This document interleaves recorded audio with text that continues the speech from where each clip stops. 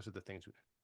All right, teammates, we are back once again. If this is your first time listening to the Move Swiftly podcast, welcome to the show. Welcome to the #1 show on innovative teamwork. Great to have you. Thank whoever brought you here. To my regular listeners, listen to me. We are again, as I know I sound like a broken record when I say it, but I mean it from the heart. We are in for yet another treat, another gem of a person who is about to come on here and completely redefine the term getting old, redefine the term goal setting, redefine the term storytelling, redefine the whole concept of you can only do one thing, about as accomplished of a guy as you can think of, from story filmmaker, scuba diving instructor, cyclist, runner, triathlete, so many things that he continues to strive to do. So with all that, Mr. Jeff Seckendorf, welcome to the Move Swiftly podcast. Great to have you. Yeah, great to be here. Thank you so much. Yes, no, thank you for what you do, because I'm someone that's very heavily involved in fitness, and I've been a trainer, and I've been blessed enough to have a mother who got me into fitness, and she never wanted to get to a point where she wasn't working out and staying active. But when I run into the real world, there's so many people that use their age as an excuse to stop working out, or their circumstances, so many things. And you have a pretty extensive career, so I think it's best to just kind of start from, your background. First of all, how you got into filmmaking, and then you transition into being more of a triathlete and doing all those sort of things. So I'll kind of give you the mic for a second to give a little bit about your background, and then we'll kind of go from there. Yeah, I'm not exactly sure where it came from because I grew up in a wonderfully middle class family where sports were for the dumb people. Really? That's Wow. where it was. It's like, love my parents more than anything in the world, but they were not focused on any kind of athletics. So, Huh. um, yeah, so I just So you were stumbled like that in. as a kid, though? Like, you were playing sports as a kid? Was it something No, when? Oh, okay. no, So this was no, more right. This was later on in life. no. You were a film, like you started off as a Yeah, I kid, right? thought Yeah. I carried a camera in high school. Yeah. That was Actually, the you know thing. what I read? I think you started off as a photographer, if I'm Yeah, not stills mistaken. Right. Yeah. photographer. Yeah. And then I got into video, and then I got into filmmaking, and then I did Hmm. 35 years as a filmmaker. Um, and someplace along the way, we always had bicycles, right? But they were Hmm. like, a Schwinn Varsity, or Right. something that weighed like 60 pounds, more than Exactly. me at the time. Right. And I would ride it around the block, and I'd ride it to school once in a while, but Hmm. nothing like that. And then somehow, uh, someplace along the way, somebody gave me a pair of cross country skis, and I was living in upstate New York. And this was back when the skis were wood, and you had to like put tar on them and take a blowtorch and burn it in and wax Right. them and all this other stuff. So it was all cross country. And I Oh just man. Yeah. Yeah. loved, I know exactly yeah, what you're yeah. talking about. Right. I know exactly what you're talking about. I just loved the stuff around cross country skis, and it was fun. And I liked Mhm. the waxing and figuring it out and the clister and all. And I actually became, out of the blue, who knew where it came from, a pretty good cross country skier and then racer. Mhm. And but in upstate New York, the cross country ski season is like 2 months long. So we would train on a bike Right. in the other 10 months. And then realized one day I realized that, well, 10 months of cycling was a lot more fun than 2 months of skiing. So the Exactly. bike became primary. And then that was kind of the beginning of it all. And then I started running and Hmm. swimming a little bit. And that's how the whole sports thing started. It just sort of developed, Right. when I was 20. So in Now, some how is ways, it? One of the things I like to draw a comparison to is when you are workout regularly, it helps your day job. It helps you actually get your thoughts together, helps you process how you're able to do whatever it is you do throughout the day. Can you kind of just go in a little bit on how you being a runner helps you when it comes to writing scripts and being a filmmaker and things like that? Because that's something I think the listeners would benefit from, knowing how much it actually helps a person when it comes to the work that they actually do. yeah, I think that's a really good question because the the idea of training Yeah. at any level, I'm training, as a master's athlete, but for pretty high level stuff. Or, I work with athletes who are training to, do a functional half-hour bike ride 3 times a week. Hmm. It's the same thing. But what happens is when you have a successful training event, so whatever that is, intervals, long tempo ride, good swim, something like that, Hmm. for me, I start to look at it and say, well, this was really hard and Hmm. I was really successful at it. Yeah. Sitting in front of my computer and writing a newsletter or writing an email or Hmm. building a piece of a web page or working with customers, whatever it happens to be, Right. that's nowhere near as hard as my bike ride. Yeah. And the bike ride was super successful. So Hmm. if I can be successful at this, where I'm pushing my body and my mind to its absolute limit, there's no reason I can't be successful, spending 20 minutes writing an email or writing, building out a web page or something like that. So I think to me, it's that um, correlation or that ability to say, well, if then, right? If I can Hmm. do this, then for sure I can do that. Right. So a lot of it, of course, is physical. It keeps me strong, healthy, and Hmm. and alive, and working and sipping coffee all day long, like I am. The drink. But Right. Right. Right. Right. but really, it's about being able to say, well, let's be successful at the really hard stuff because it makes Exactly. success at the less hard stuff simple. Yeah, and it also honestly too, it constantly pushes people out of their comfort zone. And too often do people get into a comfort zone and they don't know how to challenge and push that comfort zone or penetrate that comfort zone to achieve great things. And I think it actually is probably a good time too, is to just talk a little bit about some of the films you actually worked on because if I'm not mistaken, I think I read that you won an award, you were nominated for certain things and things like that. So just going a little bit about that. Yeah, I want to go back 1 second Yeah, though go and ahead. talk about comfort zone because one of the things that I've been really working on as an athlete is the concept of being comfortable being uncomfortable, Yes, right? very, Being very you know, important. comfortable being uncomfortable, and that is something that's very clear in particularly endurance sports, right? Hmm. Hard ride, hard run, hard swim, not comfortable, but you have to get comfortable being there. And again, it's what I was saying earlier is you just take that concept and just be comfortable being uncomfortable. Like I have to sit here and do like a little web project well Monday now that is Hmm. just going to be 2 hours of cut and paste, and Huh. it just crushes me to do it, right? Yeah. It's not fun, All right. but I can be comfortable being uncomfortable because I know what that feels like on the bike. Exactly. And you do it So every single day. And it is worth mentioning too. You still actually are training. Is it to break the 1 hour time just riding around yeah, on the bike? Okay. how far you can get your bike to go in an How far hour. you can So take 1 hour? yeah, so I'm training for that at a local and a national and an international level. So we'll Cool. talk about that as we go on because that's a really interesting part of the whole thing. Yeah, as a filmmaker, I spent 35 years doing commercials and movies, and had a pretty successful career. I did a wonderful little film called Judy Berlin, which won the Directors Award at Sundance, and Uh-huh. I made a bunch of other movies, and I did like 1,000 TV commercials, and then you know, 1 decade in the end of that, it was like, okay, I got to find a way out of this. The film business, it's a little crazy. It's like, Well, that's what I was going to ask you. I haven't ruled it out. As a writer and an author, it's something like nowadays when I'll watch a TV show or watch a old movie or something, I look at it and say, I could write a script. I can write a script, but I have no idea on how I would break into it or if it's something that would be longevity or anything like that. So was there a rewarding aspect of sort of seeing your work being played out on screen? Because I know the feeling of writing stuff and people getting feedback, but to actually see it played out on screen must be something that's like, man, I did that. I created that. do you love rejection? Oh shit. Yeah, I mean, I don't love it, but it's just gonna be part of the deal. It's part of it. There's a joke in LA that, what's the difference between an actor walking across the street and a frog walking across the street? What's that? The frog is on his way to a job. And it's true.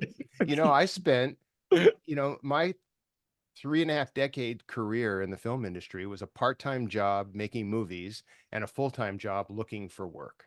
Really? And that's how it is for 98% of people in the film business. Wow. It's 2 to 3, 4% work all the time, Mhm. 20 or 30% work most of the time, and the other 60%, are endlessly looking for jobs. And, for me, I was a director of photography. There's a movie with 100 people on it, but there's only one director of photography. Man. So, you know, it's if So you're you have an to be like electrician. constantly.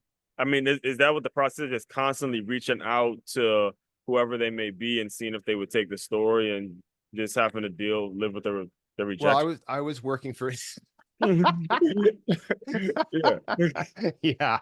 I was a director of photography, so I came on later, right? Uh-huh. I was working for directors and producers after projects were set up.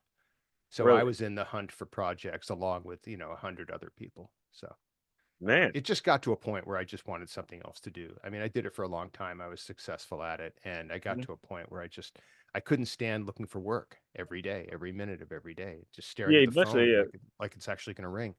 Right. Eventually that's a long time to keep up that kind of grind. So how did you get into the scuba diving instructor? Is it scuba diving instructor that you are now? Like when you transition out of filmmaking, did you immediately go into scuba diving instructor or how did that work? What was that transition like?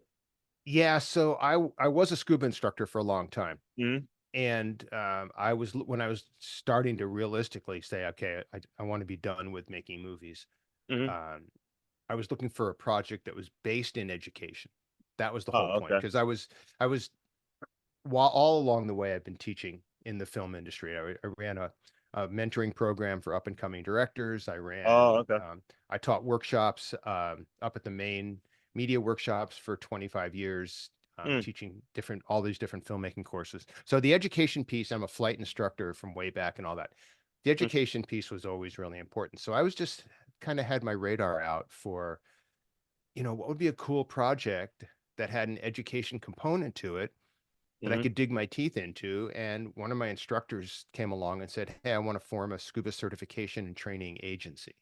mm-hmm, So this is turned into Unified Team Diving, which is a global scuba training agency. It's still running strong. It's 15 years in now. I still run it. I do it every mm-hmm, day.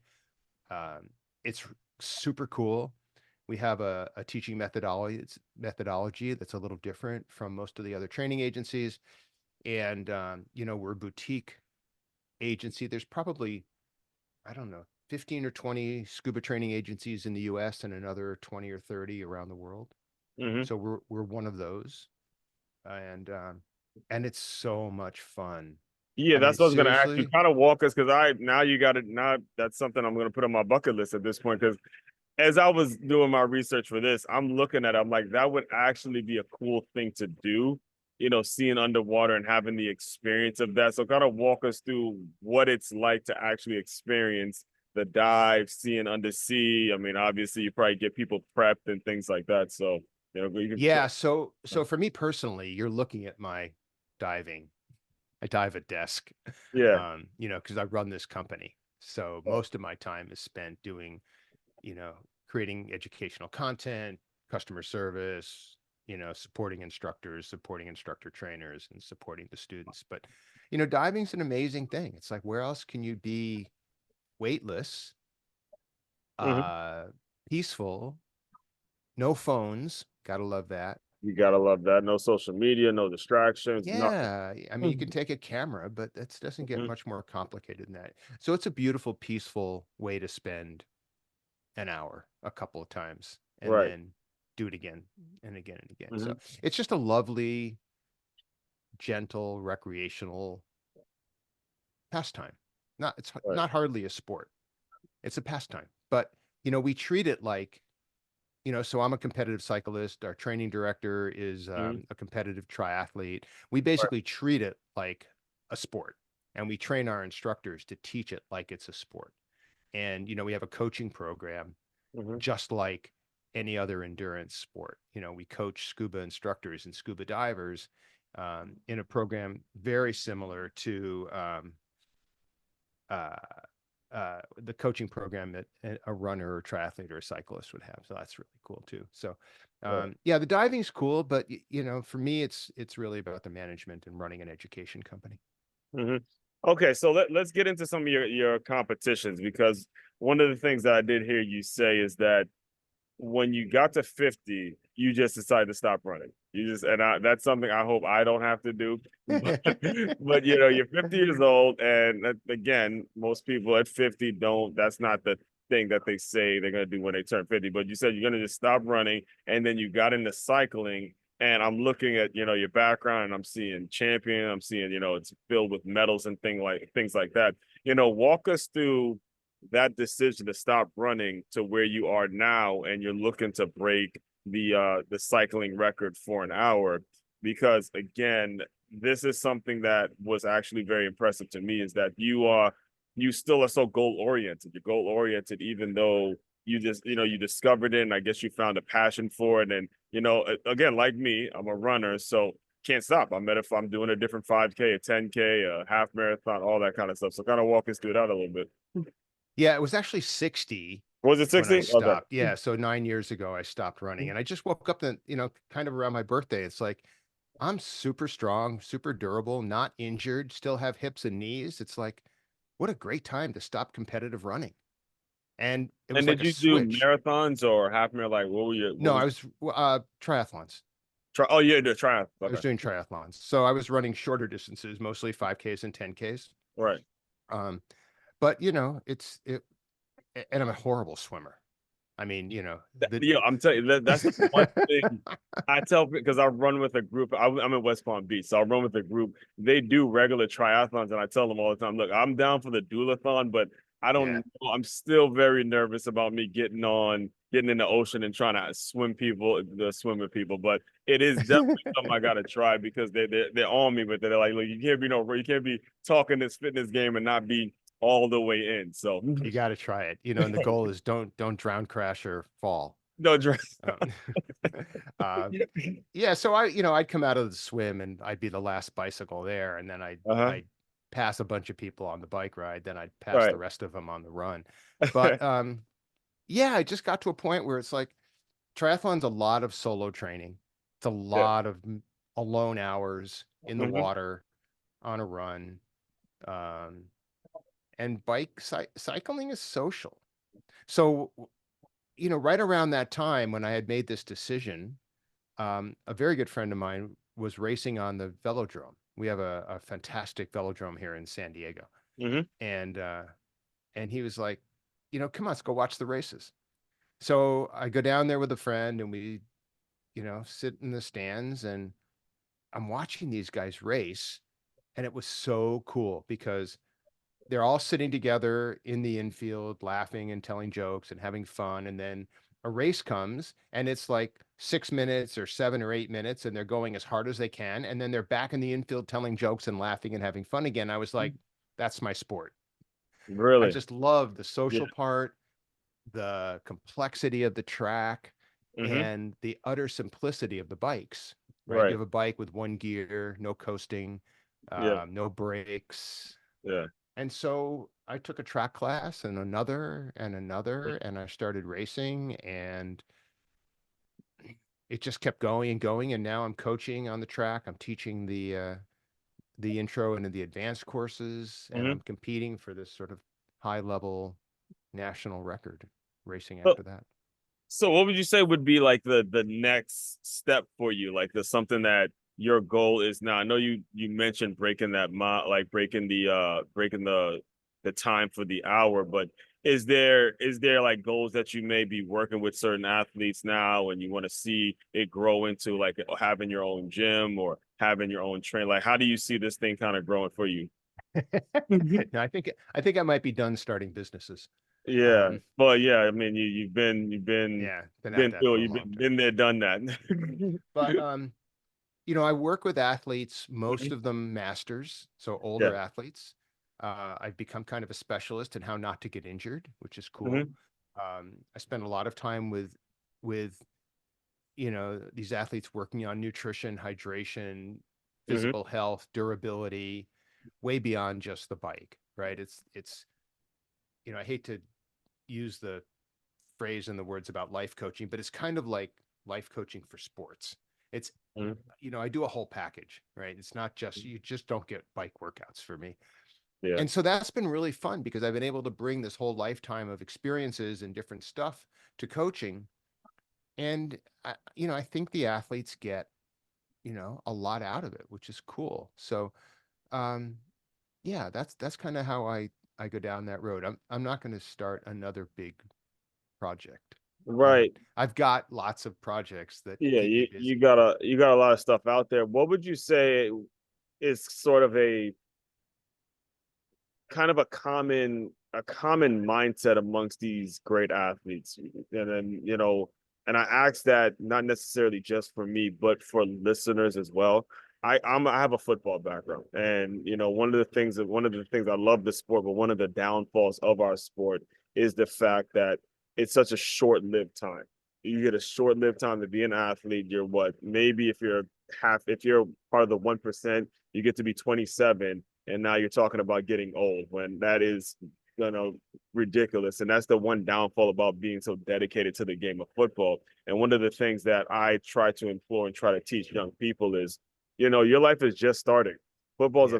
Playing the game of football is a very small part of your life. And too often do coaches teach running for punishment. They're going to go condition people, so now they have a negative connotation. And I'm really curious to hear what the athletes who are now above 50, 60, 70, what's that, like, their common theme and their personalities like, so we can try to kind of help the young people develop that mindset. Yeah, it's a really good question. I think that most of the people who I work with have not come to sport late in life. They've been active Mm-hmm. and many of them very fit and either let it go or had a bunch of kids, Mm-hmm. and couldn't get it back together, had different responsibilities, had big careers, stuff like that, and are coming back. Mm-hmm. And that's a really good athlete to work with because those are people who still have some muscle memory of what it's like to actually be consistent. Because in any form of training, Mm-hmm. no matter what you do, how you do it, who you do it with, the most important thing is consistency. Mm-hmm. So it's great to have an athlete to work with who understands that the way to get better, the road to getting better is consistency. You've got to do something every day, even if it's rest, but Yeah. it's planned. It's not Yeah. random. Um, so I think that's the first thing. And the other thing is just, I think my job as a coach and as an instructor and all that is giving people guidance on realistic goals. You know, I, I, I think goals should be like 50% believable, right? If it's more than 50% believable, it's kind of a to-do list. And if it's less than 50% believable, it's kind of a pipe dream. Right. So when I started chasing this idea of doing an hour record, it was on the fringe of 50% believable. It was Hmm. like, And, How many times did you attempt it? Have you attempted it once. just once so far? Okay. Yeah, I did it 3 years ago. I set the record at the San Diego Velodrome, Mm-hmm. and that started my training. So that was 3.5 years. Well, 3 years ago next week.